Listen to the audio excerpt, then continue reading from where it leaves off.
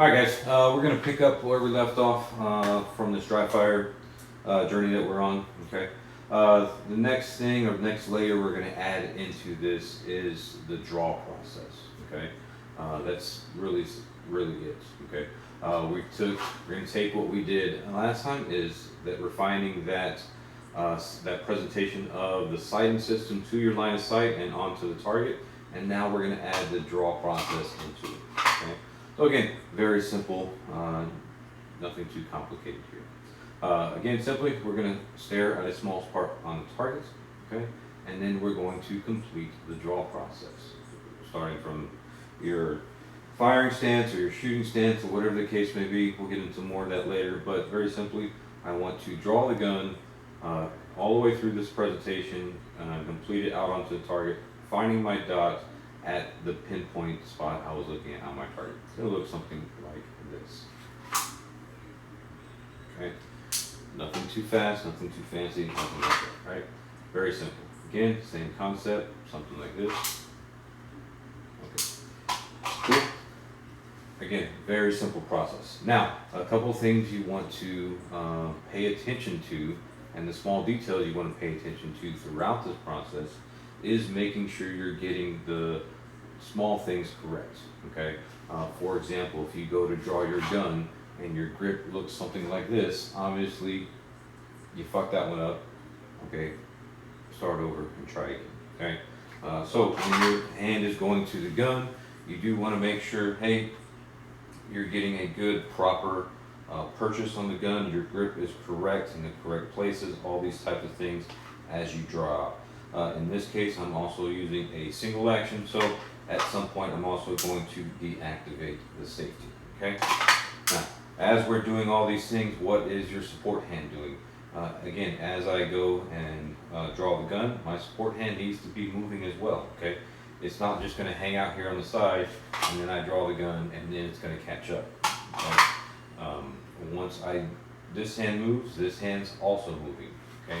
And it's driving to meet my position where it's going on the grip of the gun, okay? So pay attention to these small details, right? Again, as soon as I move, both hands are moving together.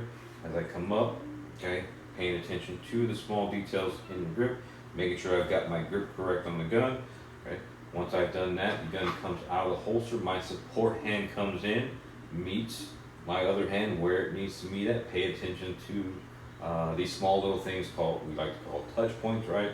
I am driving this pointer finger to this middle finger on my gun. That's a reference point. That's where I know I need to drive this body part to this body part.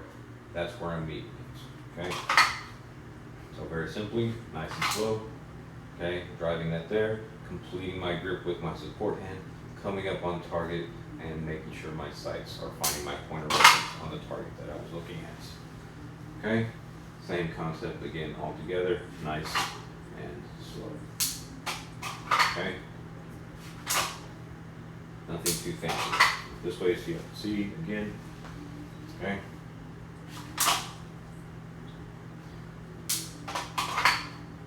Slow it down. Again, making sure I'm putting all my touch points. Hey, is my grip on the gun in the right position? Is my support hand, is it coming in, meeting my other hand where it needs to do? Am I covering all the points of the gun with my support hand? All those types of things, okay?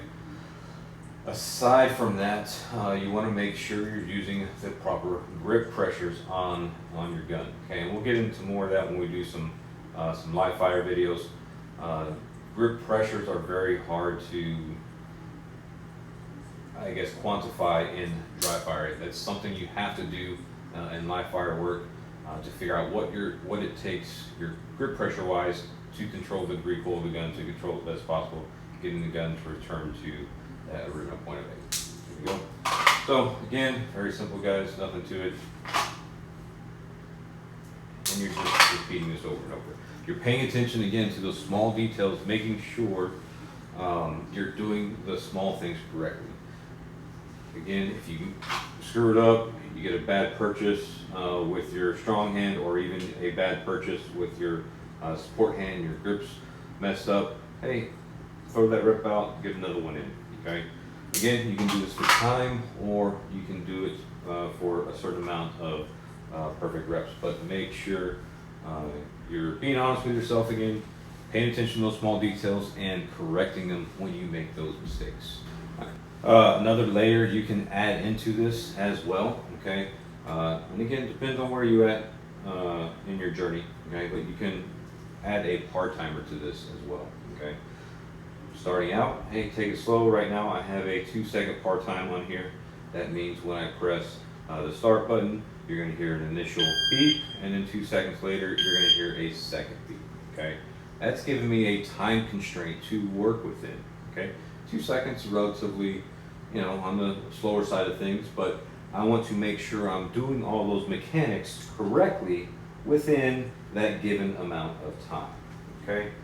So just real quick, again, just to give you an example, it looks something like this. Start my timer. I hear the first beep.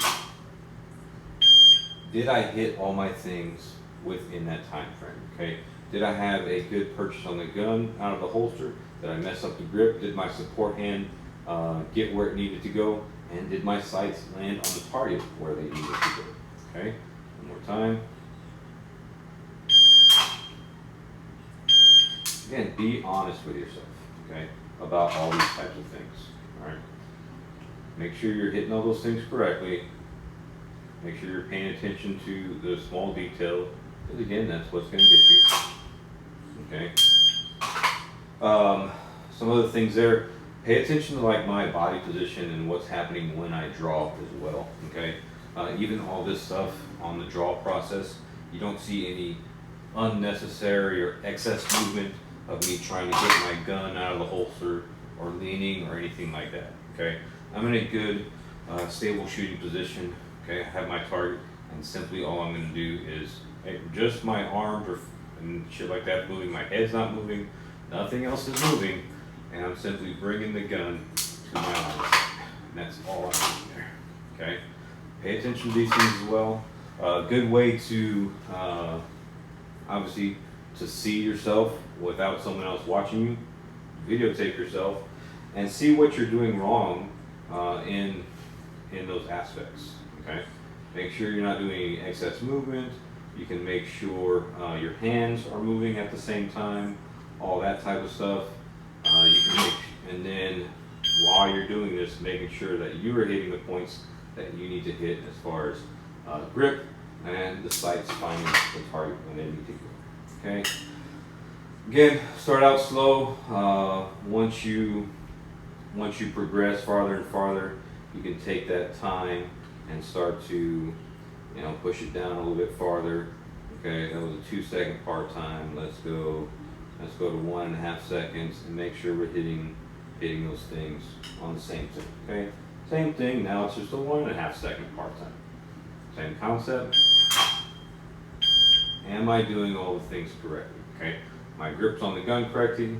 I know what I need to do as far as my grip pressures, and my sight found the target exactly where it needed to go. Okay, let's do it again.